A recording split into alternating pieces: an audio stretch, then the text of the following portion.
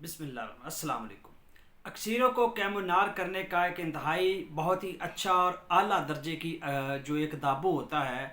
दाबू वो चीज़ होती है जिसमें हम कोई वर्किया है, आर्सेनिक है, शिंगरफ है, इनको कैमोनार करते हैं। एक तो वो तरीका है कि हम डायरेक्ट जो इनको कैमोनार करते हैं एक सीक्वेंस से अक्सीर को लेकर चलते हैं। एक वो तरीका होता है कि दाबू का मतलब ये होता है कि चीज़ों को उड़ने नहीं देता, हम तेज़ आग देकर, एक ही आग देकर हम चीज़ को कैमोनार कर लेते हैं, उसको हम दाबू बोलते हैं। तो दो चीज़ों का या तीन चीज़ों का ये मिक्सचर होता है। तो मैं ये कहता हूँ कि जो सबसे बेहतरीन और सबसे अच्छा दाबू है जो अक्सर गरी में वैलिड है, चलता है, वो क्या है? मदार का नमक तैयार करें और पुटकंडा का नमक तैयार करें। ये पुटकंडा नहरों के किनारे पे, खुश्क जगह पे जो है वो ये पौधा होता है। इसकी वीडियो भी मैं ऑलरेडी दी हुई है, इसकी पहचान की, वो भी आप देख सकते हैं पुटकंडा या चरचटा कैसे होता है।